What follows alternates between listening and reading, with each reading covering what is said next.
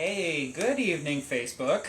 Hello. How are y'all doing tonight? We're playing with fire. We are playing with fire, and our kitty cats are playing with cords. Lulu. Please don't do that. So, yeah.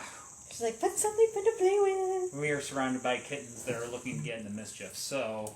This is going to be fun. Yeah, excuse us if we get a little distracted from time to time, but we're going to... Yeah, gosh. Been a long time no see. Yeah, one whole week. One whole week. We haven't done this in a while. And hopefully our script... Wood, we won't be doing it weekly for a while. Oh, yes. Because I really don't want to go into lockdown again. No. I'm enjoying being out of the house. Yes. Even if it's just to go to my coffee shop and back. Yes. But Your show will go live in 5 seconds. Oh, okay. 4, 3, 2, 1. Blog Talk Radio.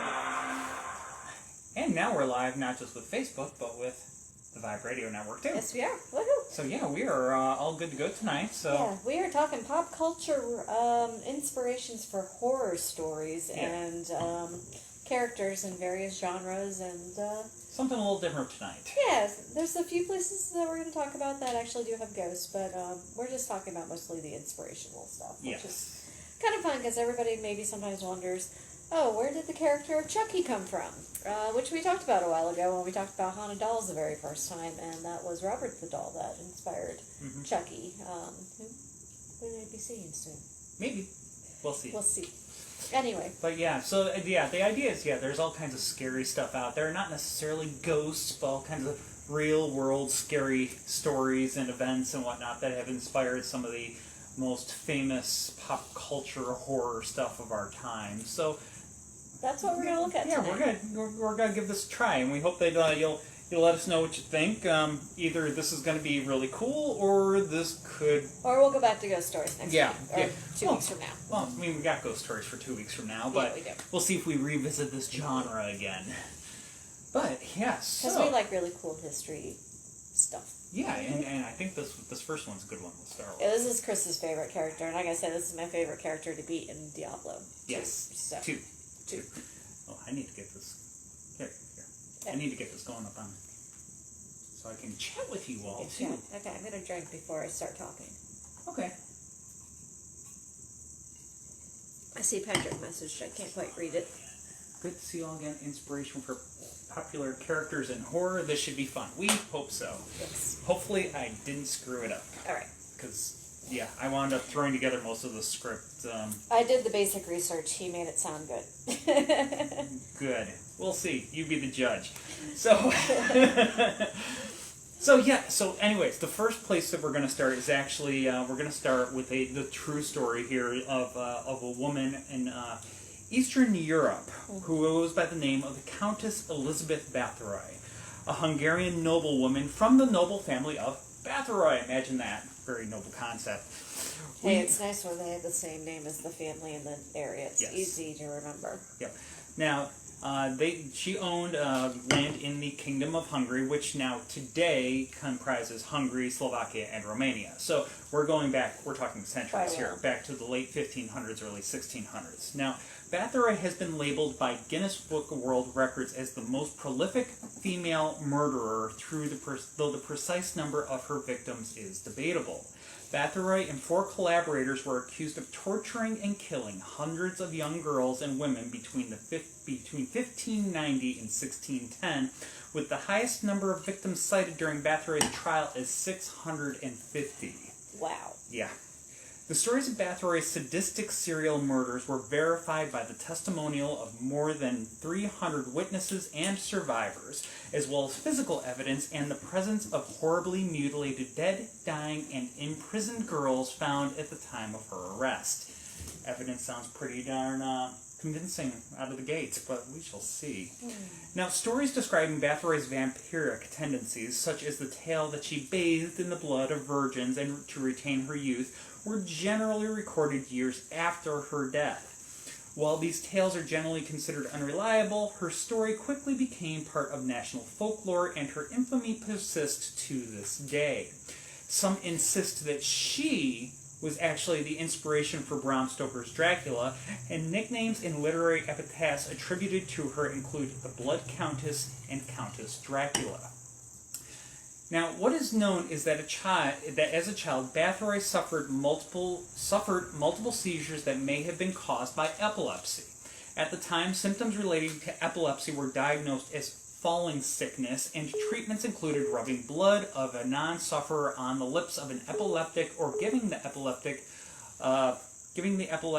a mix of non-sufferer's blood and a piece of skull as their episode ended. This has led to speculation that Bathory's killings during her later part of her life were part of her efforts to cure the illness she had been suffering from since childhood. Regardless of the circumstances, in December of 1610, authorities went to the castle that she lived in and arrested Bathory along with 4 of her servants who were accused of being her accomplices.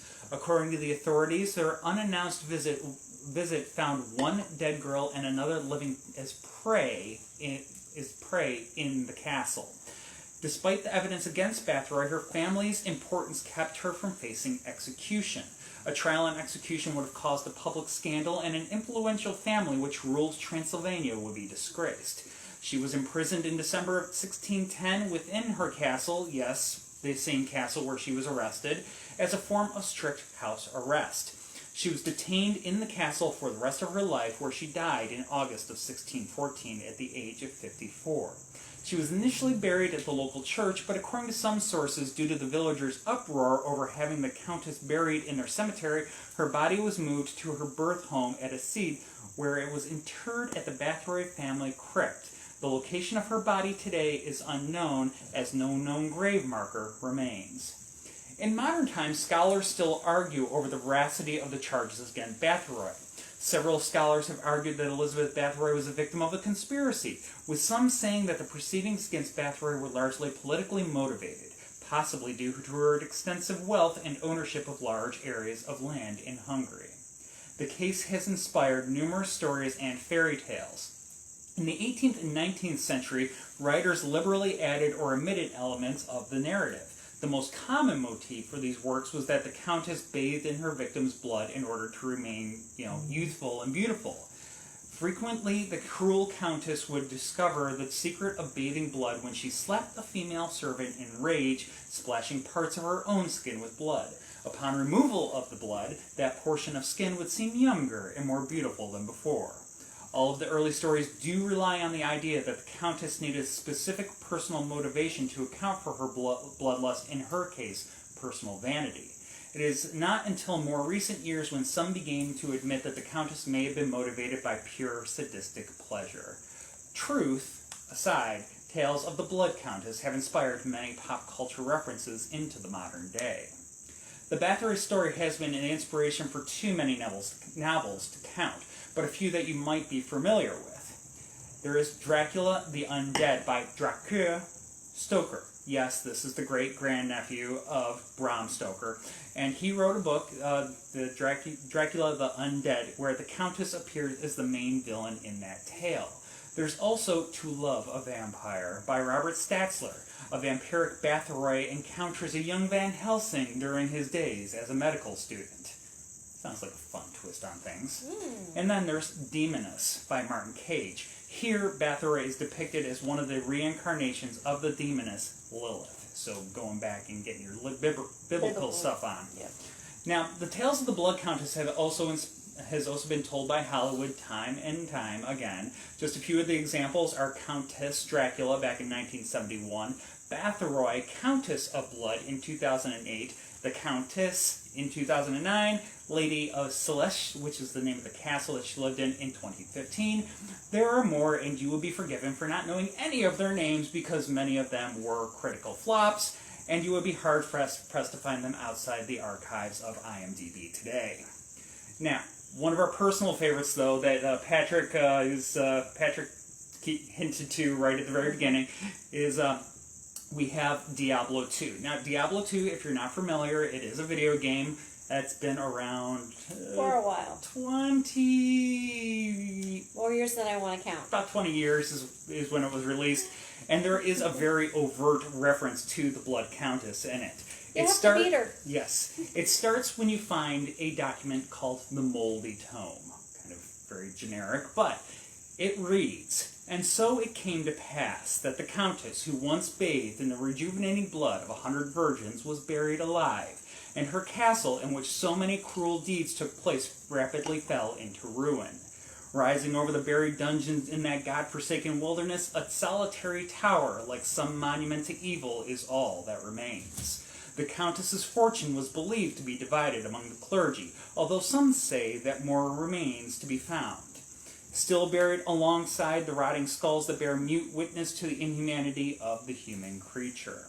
So this does very much echo the folklore surrounding Bathory, where you have bathing in the blood to extend her youth, buried alive in her castle, house arrest kind of type thing, and narrowly avoided having her wealth seized by the authorities. In the end, your task as the hero is to hunt down the Countess and claim her treasure as your own. So, Kill her. Kill her. Of course, you're ridding the land of evil as well. Yes. So, there's other Blood Countess-inspired video game characters, which the Castlevania franchise has a character called Elizabeth Bartley, who is definitely based off Elizabeth Bathory. Dragon Age Origins. There was a character called the Baroness who abducts and kills young female villagers and uses their blood for rejuvenating rituals. Definitely very much the Countess. And then, actually, Mass Effect, which you wouldn't kind of think goes in there. Mass Effect, sci-fi futuristic franchise, but there is a human plastic surgeon that kills 30 aliens to harvest a genetic compound that slows the aging process and allows the aliens to live for about 1,000 years. The surgeon's name, Ezebet, which is the Hungarian form of Elizabeth. So, very short thread there. We could go on, and actually we could do an entire episode on the Blood Countess. And maybe we will one day. But tonight is not that night because we have many other pop references to get to. But you can go on and you can find references to the Blood Countess in comics, stage plays, television, toys. She has been all over the place, music even.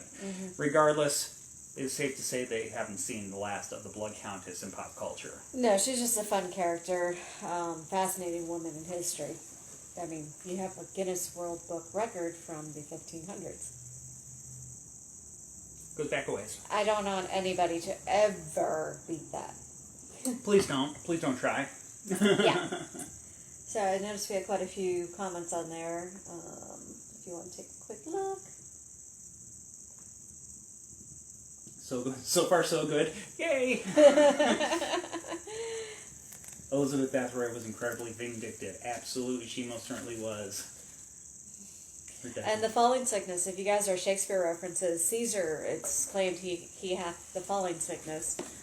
Cassius is the one who says that, and again, it's referring to Caesar, and it was known he had epilepsy.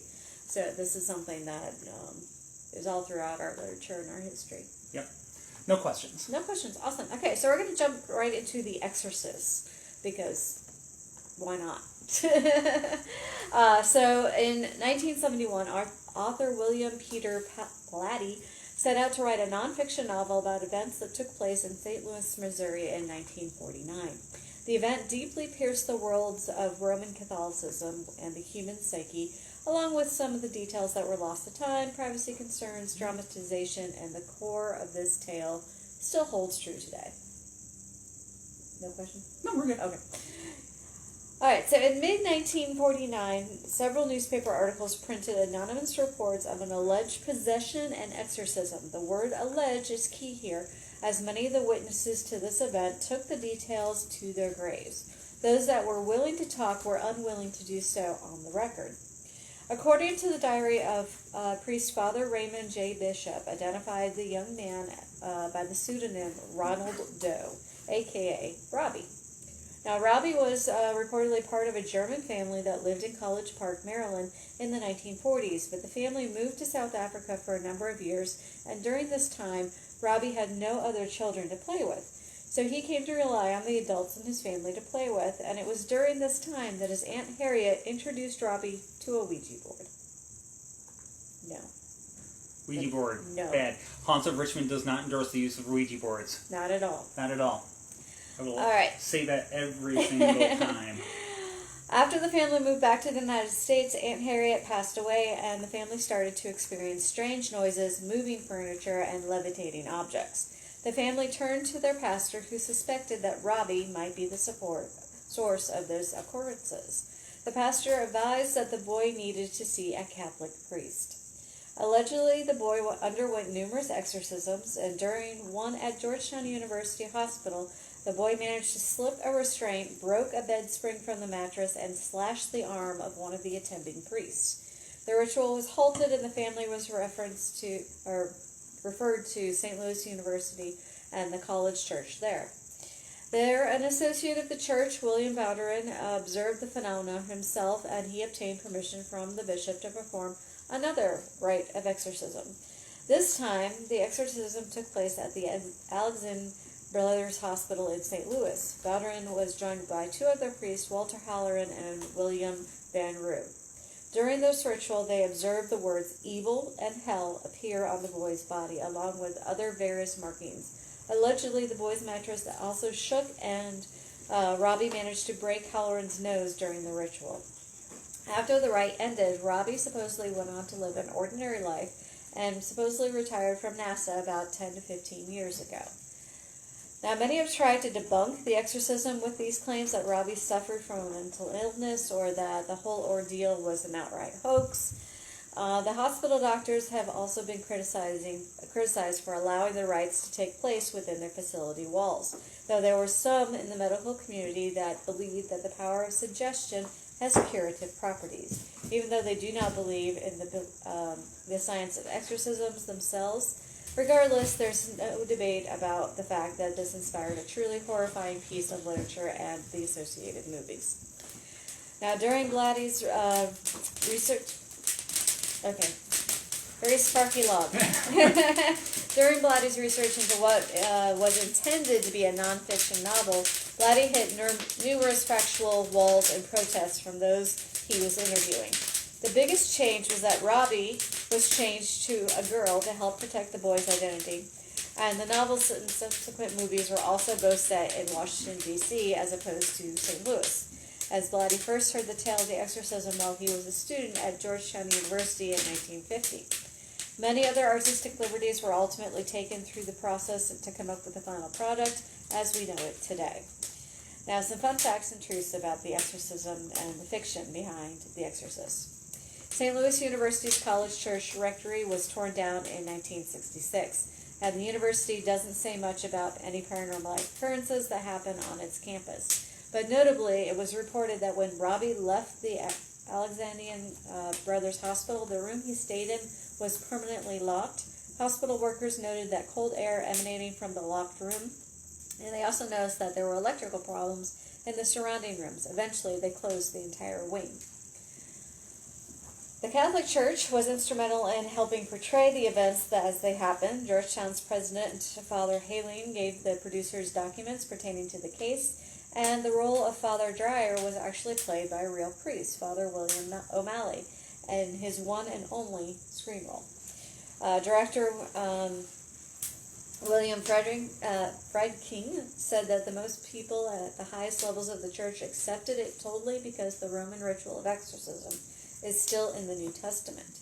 The director claims that the church officials later told him that they credited the film for inspiring new applicants to be priests and nuns.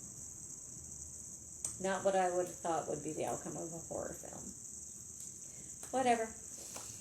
I don't know. It'd be interesting to see if there's ever an uptick in priests and whatnot that after one of those kind of horror flicks comes out where they feature exorcisms and the like. I don't know. Where they where they essentially feature hero priests, if you will. I don't know. Something to look at. Yeah. Now, when the film was released December 26 of 1973, it only opened in 24 theaters across the United States and Canada. People flocked to see it. Some viewers experienced fainting or vomiting due to the graphic nature of the film, and there were even some reports of heart attacks and miscarriages. Despite the R rating, many people took their children to see the film, and the MPAA ratings board was charged by some as going soft on a film that they felt deserved an X rating. Several cities outright banned the movie, while others took extraordinary measures to prevent children from seeing it. It was the first horror movie to be nominated for the Academy Award for Best Picture, one of 10 Academy Awards that it was nominated for, and it won for Best Adapted Screenplay and Best Sound. In 2010, the Library of Congress actually selected the film to be preserved as part of its National Film Registry and for being culturally, historically, and aesthetically significant. Question? No, just people commenting to the effect that The Exorcist truly was a terrifying movie. I will actually have to admit I have never watched the thing the entire way through.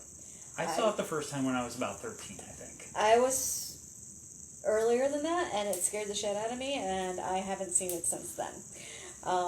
Yeah, it's like arachnophobia. I got about partway through, and I have had a fear of spiders ever since. I think that was the last time I stopped seeing horror films for a while. Until you met me? No. You probably saw some before I saw some before that. I love Hitchcock. I like the the psychological horror. Slashers, not so much. Ellison never got me that bad. So, all right. So we're going to head back to my stomping grounds in Vermont. Yes. So this is I did not realize this before I did this research. This is a fun one. Yeah. So even though she was born and raised in California and educated in New York, horror author Shirley Jackson moved to North Bennington, Vermont with her husband in 1940, while in her early 20s. They lived in that town for the rest of their lives, him teaching on the faculty of Bennington College, while she kept house, raised their 4 children, and wrote horror stories that would become classics of the genre. Because that's what a housewife does in Vermont, apparently. Not what my mom did. Now, of course, her most famous work is, amongst many, but her most famous, I'd say, has to be The Haunting of Hill House, and it is said to have been inspired by this Vermont school where her husband taught. Bennington College certainly seems to have its share of ghosts, but Jennings Hall in particular strikes a chord when compared to Jackson's novel. Jennings Hall is an old, imposing, gray-stoned mansion that is covered in creepers. It is very much secluded from the rest of campus, but in an idyllic location up on a hill. All in all, its appearance and setting seem to fit the description from the book's opening sentences. Hill House, not sane, stood by itself against its hills, holding darkness within. It has stood so for 80 years and might stand for 80 more. While it wouldn't be unusual to hear music coming from Jennings Hall, since it does house the music department, it's something else entirely when the instruments are played by themselves. Students have also heard footsteps and strange voices in the building, and it doesn't bode well that the location of the school is also in what they call the Bennington Triangle, which is known for having people disappear within its boundaries. The Haunting of Hill House has been adapted into 2 films for the big screen, first in 1963 and then the second in 1999, which I saw the second one. It was okay. And both were called The Haunting, but were very much based off of The Haunting of Hill House. And more recently, it has been adapted into a series on Netflix called The Haunting of Hill House. It is a modern reimagining of the horrifying novel. So it certainly has had its turn through the pop culture, from got your real life scary building, Jennings Hall, being turned into the novel, being turned into the movies and a TV show. So, and I've been on Bennington campus. I do not remember Jennings Hall at all, but I know I didn't see the entire campus. I mean, they say that Jennings Hall on campus, it's out there on its own. You really kind of need to follow the directions or the campus map, because it's definitely very much set apart from the rest of the buildings on campus. Now I want to go search for it. Next time we're up in Vermont, just have to drive through Bennington. Do not know that about... Oh, Trina didn't know about the awards that The Exorcist received and was nominated for. Patrick, my mom and dad have stories about pranks and being scared so badly after seeing The Exorcist. It was groundbreaking for sure. The movie is definitely still creepy. Yep. Creepy and definitely very much scary. I'm actually glad I wasn't required to watch it for my film classes. Allison, dude, I had such a crush on Roddy McDowall in that film.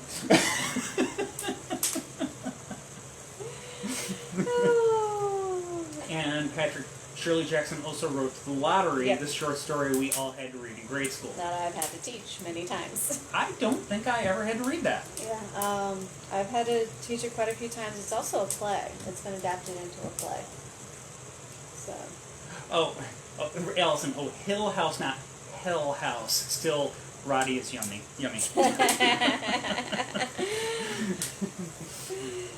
And Glenn's loving hearing fire crackling in the background. All right, so we're going to talk about the Bathsheba Sherman house, and this is in Rhode Island. So in the 1970s, the Perrin family moved into a large farmhouse in Harrisonville, Rhode Island. They quickly realized it was haunted, and they sought help from the renowned paranormal investigators, of course, Ed and Lorraine Warren. Through historic and paranormal investigations, they came to the conclusion that the house was haunted by a spirit known as Bathsheba. This is believed that Bathsheba Sherman, a woman who was born in Rhode Island in 1812. Now, by all accounts, she lived a normal life and a prosperous life with her husband. But there's allegedly one dark event that cast a shadow across her entire legacy. At one point, a neighbor's infant died while in the care of her. And it was said that the infant was killed by being impaled on a large sewing needle. I have to think about how big this sewing needle is to be impaled. Yeah, but sewing needles really, unless it was like for a weaving. Or knitting. It could have been a knitting needle. That's what I'm envisioning. That's what I was envisioning from the start, was a actual knitting needle, What although they refer to it as a sewing needle. Yeah, it would have to be a knitting needle to be impalable. Anyway, sorry, legalities, logistics. All right, so she was accused of witchcraft and devil worship by her neighbors, and through a court, they actually found her innocent because there was a lack of evidence. Very, very long way from Salem witch trials, thank God. Now, despite being cleared legally, the community at large was not convinced. And she lived a very long life, passing away in 1885, but this tarnished spot on her legacy just remained. Now, whether she was truly a witch or not is debatable, but the story and the subsequent haunting of the Perron family provided ample material for the movie that was developed. In 2012, the film entered development known as The Warren Files, but it was later renamed as The Conjuring before it's released in 2013. The film uses real names of those involved, but it did actually take some artistic liberties. The most prominent being that Bathsheba is not only murdered the infant, but that she also committed suicide and cursed the land in the process. Of course, the curse wreaks havoc on all those who lived on the land afterwards, resulting in a long line of murder, suicide, and ultimate Perron family horror. Now, some interesting facts about this. The house still stands today, but you are not welcome to visit. Not Not at all. Must emphasize, not at all. Do not go there. Do not look it up. Do not go. Bad news. They actually have called the police on several people who have tried to go there. As a matter of fact, the family that bought the house in 1987 says that they lived in peace until the media fury happened with the movie. After that, they had basically became a target of vandalism. They had numerous invasions of the home. They had objects that were associated with satanic cults being left on the property from trespassers. And when questioned about the lawsuit, Warner Brothers refused to comment on the issue. So don't go there. Yeah, don't go there. Leave the poor people in peace. Yes. Although I think those people, the ones that sued have since moved out, but still all the same. The current owners are still facing the backlash of all this as well, so don't go there. Now, the movie states that Bathsheba is a descendant of Mary Easty, a victim of the Salem witch trials, which we all know today to be real-life fiction. But it made for good movie making. So, artistic liberties a la Hollywood. Yep. Now, Rhode Island does not have a law that legally requires a home seller to disclose potential hauntings. In a book that Andrea Perron, one of the daughters, wrote about the ordeal, she actually states that the man selling the house to her father said, "Leave the lights on at night." That was the only hint he gave. Yeah.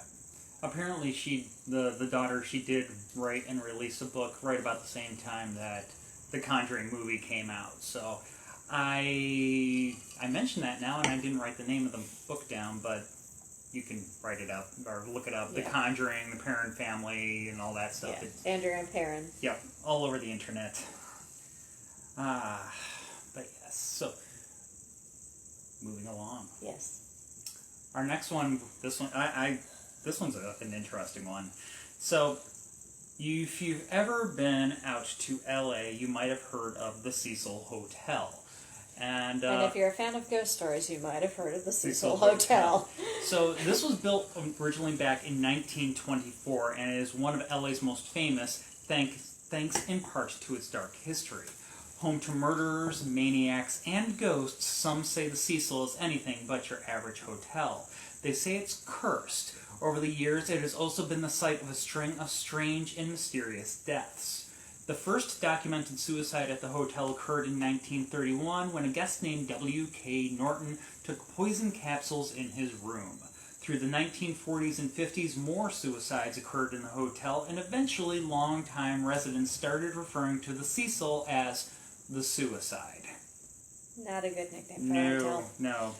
In 1947, Elizabeth Short, better known in the media as the Black Dahlia, was reportedly seen drinking at the Cecil bar in days before her murder. In 1962, Pauline Otten jumped from her 9th floor room, killing George Gianni when her body landed on him. Oops. In 1964, there was the unsolved murder of Goldie Osgood, a.k.a. the Pigeon Woman. She was found robbed, strangled, raped, and stabbed inside her 7th floor room. While an arrest was made, the accused was later cleared and Osgood's death remains unsolved. Then, we get into some that are truly very well known.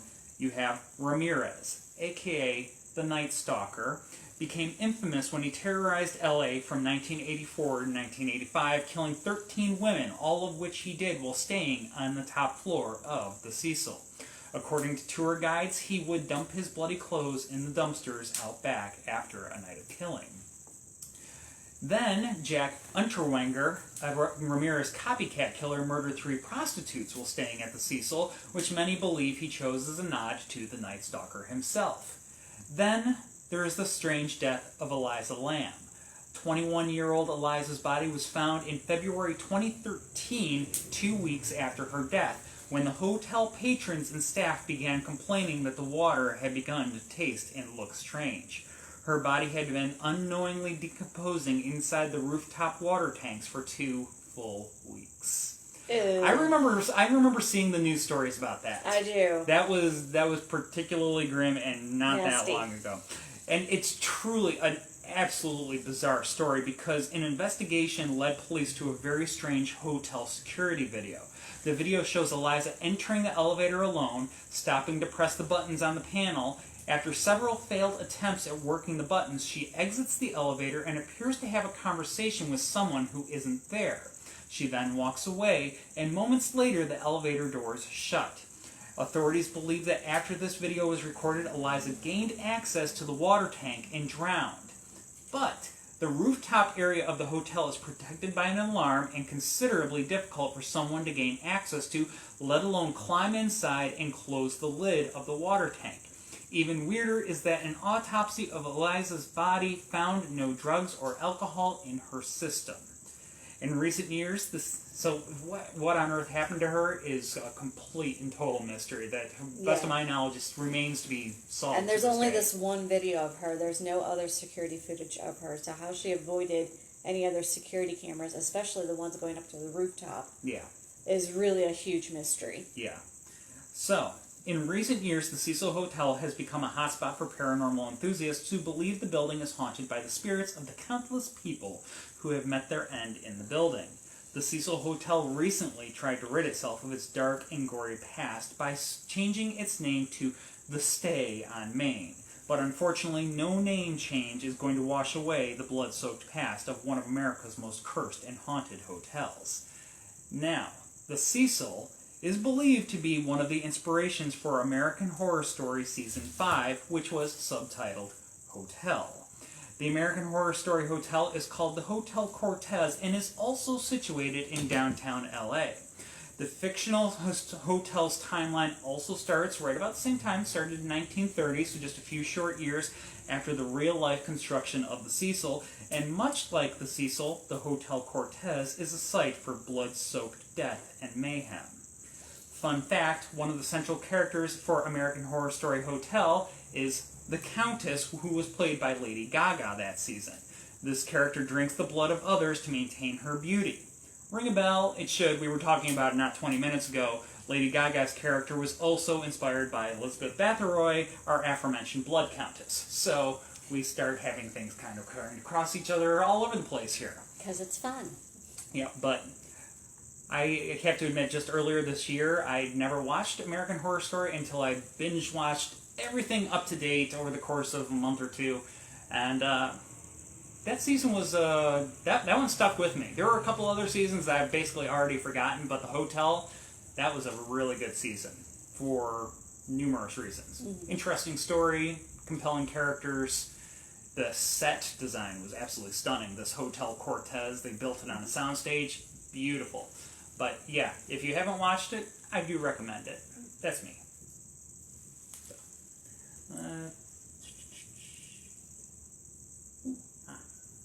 If you like conspiracy theories or true crime, you've heard of the Cecil Hotel. Yeah. Yes. Yep.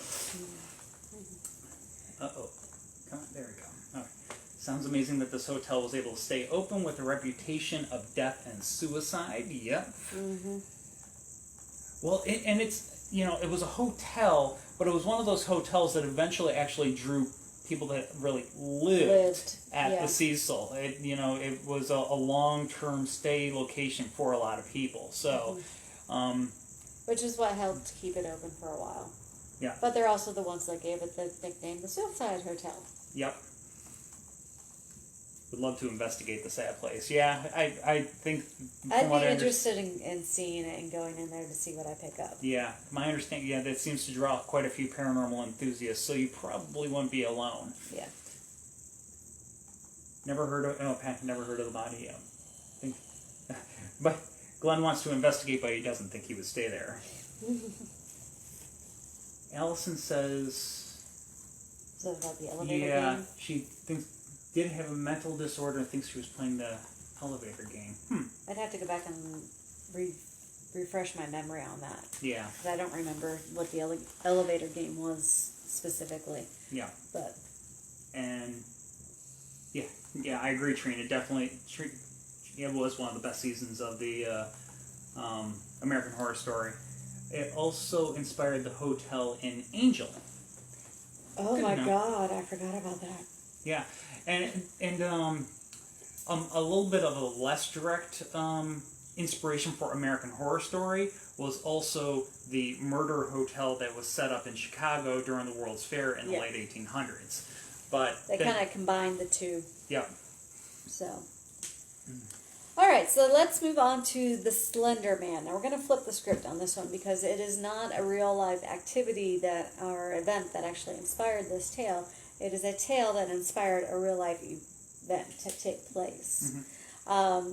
So this was actually born on the internet as a so-called creepypasta or a scary urban legend that was built online before it actually evolved into real-life off-screen.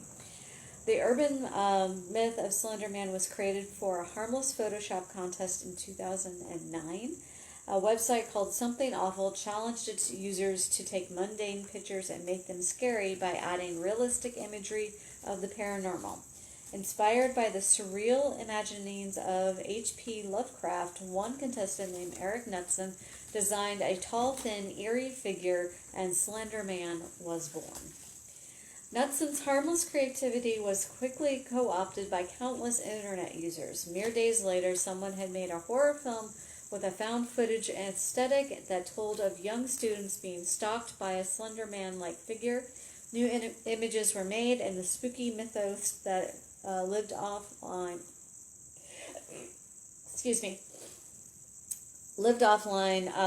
was created as well. According to the stories that littered creepypasta forums, Slender Man beckoned children into the forest where he ordered them to kill so they may become his proxies. Now, what should have remained an innocent yet creepy internet tale eventually spiraled into real-life violence. On May 30th of 2014, two 12-year-old girls named Morgan Geyser and Anissa Weier, who believed in the scary urban legend, lured a friend into the woods outside their Milwaukee suburb where they planned to kill her and leave her as an offering to Slender Man. They stabbed their 12-year-old friend, Peyton Leutner, with 19 times and left her in the woods to die. Leutner actually managed to survive. She was bleeding from her torso, arms, and legs, but she was able to drag herself to a nearby path and was discovered by a cyclist who called 911. Geyser and Weiner were arrested shortly thereafter, and, of course, the victim survived. Now, they were later admitted to police that they had planned the attack for months, beginning in December of 2013. Weiner claimed that Geyser proposed the idea, which they both believed would earn them entry into Slender Man's home and a position as his proxies. Their belief in the scary urban legend was so complete and their dedication to police so powerful that they used a kitchen knife to try and murder their friend that they had known since the 4th grade. The state of Wisconsin chose to try the two as adults. Geyser was diagnosed with schizophrenia, and a jury found Weiner not criminally responsible because she suffered from shared delusional disorder. Geyser has since been sentenced to 40 years under institutional care, all because of an urban myth that began online. Creepypasta. So, yeah, and actually it's kind of funny that that was creepypasta because what their Patrick thinks that the elevator game that we were just talking about was actually inspired by creepypasta as well. So, I honestly have not read very much creepypasta.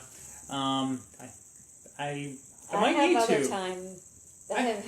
I might need to because I mean it kind of up my alley as far as material goes, but it's kind of very weird stuff. The Slender Man definitely very disturbing, but as we said, an excellent case of flipping the script where the fiction inspired the real life activities. So yeah. I think they made a movie as well, Slender Man movie, which doesn't surprise me. Yeah. But yeah, definitely very disturbing through and through. Yeah. But at least their friend, despite the fact that she suffered serious trauma, did ultimately live. Survive, yeah. Yes. All right, so we're going to come a little closer to home. I was going to say maybe something a little on the lighter side, but that's debatable. That is debatable. Guess we'll see. So. Still in the urban legend round. Yes. November 12th, 1966, marked the first ever report of a creature so bizarre and so elusive that it can only be considered the stuff of urban myths.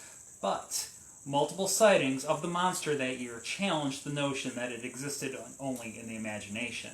Enter the Mothman.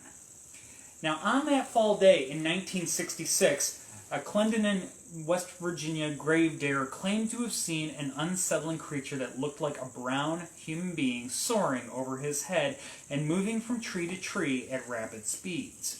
3 days later, 4 people driving through the nearby town of Point Pleasant saw a gray-winged entity 7 feet tall standing in front of their car. Roger Scarberry and Steve Mallet told the Point Pleasant Register that their creature had bright red eyes and a wingspan of 10 feet.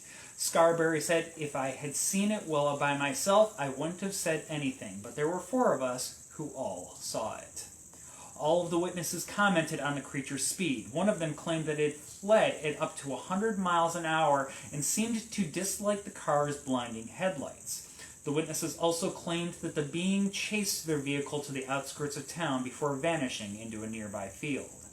The following year saw an ominous increase in sightings across the state of West Virginia.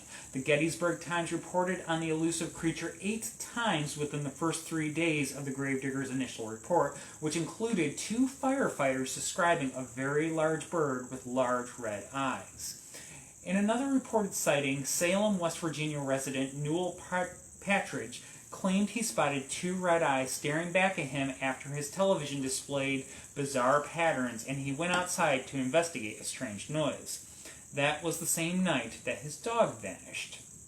But there are, of course, skeptics. West Virginia University professor of wildlife, Dr. Robert L. Smith, dismissed the urban legend as a misidentification of the sandhill crane bird. Others are convinced the urban legend was intentionally spread by a committed prankster. There are also those who believed that the Mothman was a harbinger of doom, an idea that was only reinforced when on December 15, 1967, Point Pleasant's Silver Bridge collapsed. Cars and pedestrians were plunged into the icy Ohio River waters below, and 46 people died. Author John Keel forever linked the bridge collapse with the Mothman sightings in his 1975 book, The Mothman Prophecies, which was adapted into a film in 2002 of the same name starring Richard Gere. The book and the film have both been met with mixed reviews, but they do have their fans and cult followings. As a matter of fact, Point Pleasant hasn't shied away from the eerie urban legend. To the contrary, the town has created a historical museum on the scary urban legend and constructed a 12-foot-tall chrome-polished statue of the beast. To this day, they celebrate the Mothman annually with a festival. Place we need to go. Yes. Not that far. No, several of our friends actually have been there recently, and every time I see the big shiny statue, I'm like, I need to go. But yeah, definitely that was a case where creepy, possible urban legend, who knows? Cryptoid has inspired some pop culture with the movies and the books. Yep. And its own museum now. Yep. And festival, when it's allowed to be. Anything? Allison says she'll come over and pull up readings and have a fun creepypasta night. Sounds good. Sounds good. Something to do this winter. And Patrick, some creepypastas are very good. What I love is that it gives content creators and independent horror authors an outlet for their work. So many of the stories are narrated on YouTube these days. You can listen to them. Thank you, Patrick. I'm definitely going to be digging around now. Trina absolutely loves the Mothman. So, yeah, huh. And a link to some creepypastas. So We some will check those out. definitely check those out. Thank you. Alright, so now we're going to move on to one of my favorite ones. The urban myth of Bloody Mary, which actually comes from a real woman. So virtually every young child raised in the Western world is familiar with the scary urban legend of Bloody Mary. Myth has it that repeating the name Bloody Mary in a cramped closet or in a mirror of a dark bathroom will summon the vengeful spirit of a real woman, Queen Mary I of England. Now, some are adamant that Mary's name must be uttered 13 times, whereas others claim 3 times is going to suffice. Some claim that her spirit appears as a woman holding a dead baby, while others insist that she will come after you or your own children. But the terrifying tale is rooted in early history and begins with the birth of the first Queen Regent of England, Queen Mary I, the eldest surviving child of King Henry VIII. Now, Mary did not fulfill her father's desperate, lifelong hope for a male heir, and she was thus ignored by him and declared illegitimate by Parliament. Her life was plagued by pain in addition to isolation. According to Giovanni Miccoli, the Venetian ambassador to her court, Mary experienced terrible menstrual pains and irregularity in her cycles, as well as deep bouts of depression. Nonetheless, Mary managed to take the throne at the age of 37 after marrying King Philip of Spain and becoming pregnant with his child. But when her due date came and the baby didn't, the country was in shock. Mary had appeared pregnant, but after her due date came and went, her pregnant belly disappeared as well. The inexplicable false pregnancy coincided with Mary having just signed an act into law known as the Marian Persecutions, in accordance of which 240 men and 60 women were burned at the stake for being Protestant. The despondent monarch came to believe that she had been punished by God for her actions and died childless at the age of 42. Now, besides the sad story of the real Bloody Mary of England, there are other more paranormal tales that inspire a scary urban legend of Bloody Mary, And the most famous is that of a witch named Mary who was said to have been executed for studying black magic. According to this legend, Mary would appear in the mirror during divining rituals in medieval times and seek vengeance. Some believe this is an ethereal mirror the witch kills her summoner upon arrival, while others say that she drags her victims through the reflective portal into her world.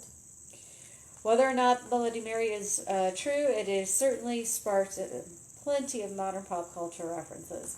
But in an homage to the recently retired TV show Supernatural that just had its series finale this past week, all the way back in the show's very first season, they had an episode aptly named Bloody Mary. And the show featured the ghost of an actress that was found dead in front of her mirror as an apparent suicide, but was likely the work of the doctor with whom she was romantically involved. As a result, the ghost sought vengeance on those who were responsible for the deaths of others. The ghost could only act, however, when her name was invoked in front of a mirror. And two of our guides are very upset that Supernatural has ended. Very upset. I'm not sure. Allison might be.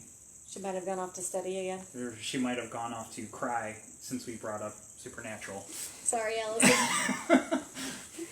Should have warned her. But yes. Very, very sad. Apparently she can still type through the tears. The Bloody Mary episode was easily some of the best cam work in the show. I admittedly have to watch it. Yeah, that's one of the ones we need to watch. I will actually watch that one with you. Okay. Have to find it. It's on Netflix, but I think it's Netflix. I don't know if it's on Hulu. I'm not sure. We can always find out. Yep. And we can always get a Netflix subscription for a few months if we need to. Well, if we go into lockdown, we better. Let's Sorry. knock on wood. We're not going there. Slightly pessimistic today. Why? Never mind. No, we're not going to go. We're not going to go there. Next story. Next story, because I probably shouldn't have ended with this one. This is truly kind of a very tragic one. This is our last one for this evening, and this one really, it's a good one, but I'm going to leave everybody feeling a little down tonight. Sorry. Let's see. Alright, so, though the urban legend of Candyman largely begins and ends with the eponymous?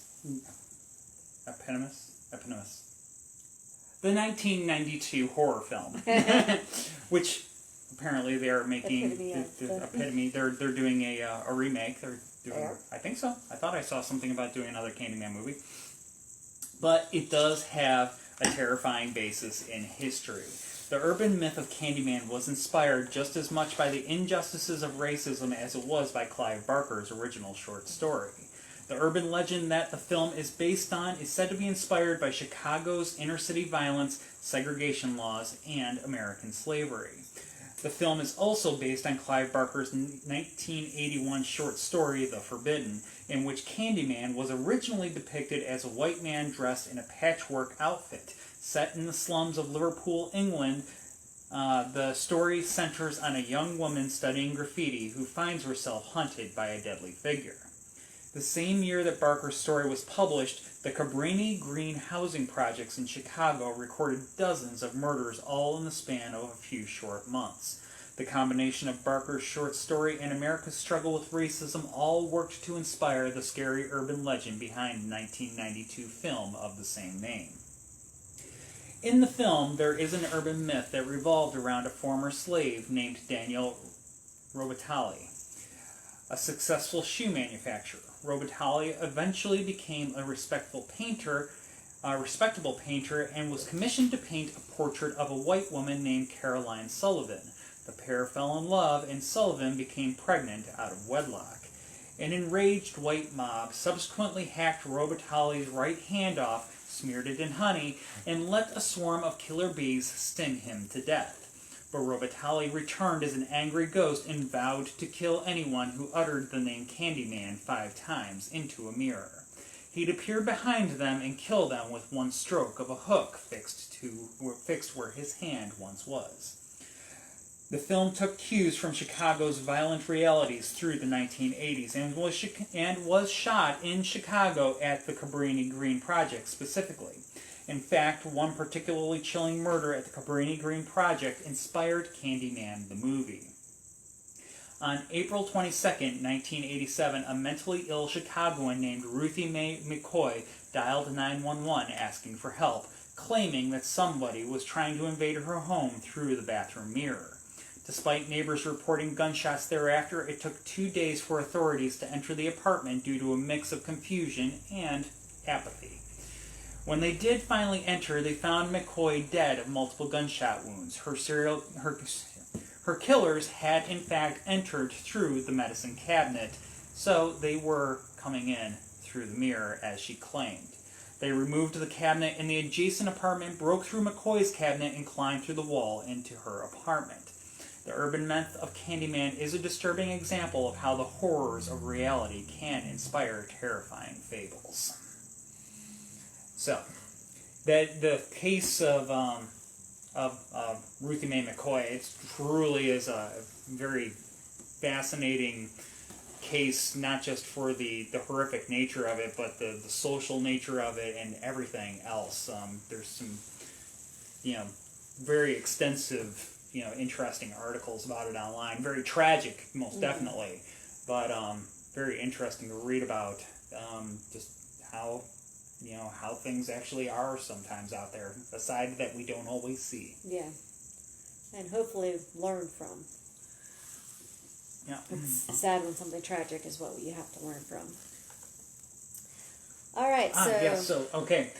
They are doing a new Candyman movie, and Jordan Peele is doing is in charge. Which that's going to be good. That is fantastic. As much as I loved the comedy show on Comedy Central, when I found out that, what was the first one? The first horror movie that he did. I'm blanking on it, but I gave it a watch. It was fan-frickin-tastic. I never would have guessed that he had such an eye, ear, everything. He's such a talent for horror stories in general. So, yeah, very, very talented guy, Jordan Peele. Trina, I want you all to know that I'm at my cabin on top of a mountain with no neighbors. Might have trouble sleeping tonight. Sorry. You're welcome, Trina. Sounds like a good night to stay up reading. Yes. All of it will be on Netflix come Friday. Okay. Oh, cool. Okay. So good to know. Oh, excuse me. My beer is talking. There's campfire. It's tasty beer. Stout? Yes, campfire stout. I'm drinking a amaretto sour. Because why not? Yeah. Allison, my typos today are atrocious. It's okay. It's just Facebook. Yep. And it's us. So. And yes, Glenn, happy Thanksgiving. We actually celebrated our Thanksgiving a week early, so we're on leftover mode. Yep. Down to just turkey, though. Yep. And the cranberry sauce. Yes, that's right. Patrick, hopefully no lockdown, although it would be kind of a nice break for me. Ever since we got back, I have been working a lot and haven't been able to travel. Yeah, things are crazy. He's been going nonstop. I work 3 days a week, and then I do hunt stuff the rest of the time. Yeah. So. Yeah. And yeah, the Glenn, very crazy story, that of Candyman. Mm-hmm. And tragic. Yes, very tragic. What? The movie. It's like, Get Out. What? Get Out what? What did I say? The movie, Get Out. Jordan Peele's movie. Yes. Yep. Thank you. Excellent movie. Yep, I think that was the first movie. And, Glenn, hope you have a very, very good Thanksgiving as well. And, Trina, she's also drinking. Cheers. Cheers. All right, folks, so we'll be on in 2 weeks. Yes, we will be back in 2 with weeks. Haunted Key West. Yes. Because I think we all need a little paradise, and it's 5 o'clock somewhere. Yes. Yep. So, I know that we have, in past episodes, we've covered numerous things related to Key West, including Robert the Doll and stuff like that, but... I found another haunted doll. Yeah. In Key West. But there is plenty to talk about in Key West, so we are going to make an entire episode out of the stuff that we still haven't talked about for And Key there's West. still stories I haven't written on that, so we might have a round 2 at some point. But I got to finish typing that script first. We'll It's get written. there. I just need to type it. Got 2 weeks. Yeah. 2 weeks. 2 weeks. So, but everybody have a good Thanksgiving. If you're going out, please be safe. Yep. So, cheers, everybody. Cheers. Thank you for tuning in again, and we hope to see you all in a couple weeks. And as always, any questions, comments, anything like that, drop us a note anytime. We love hearing from you. Yep. So, in the meantime, take care. Have Glenn's having a spike punch with Thanksgiving dinner. Excellent Nice. choice. Yes. All have a very happy, safe Thanksgiving, and we will see you in December. Yes, we will see you in December. So, with that, you all have a good night, and we will talk to you again soon. Bye, y'all. Bye.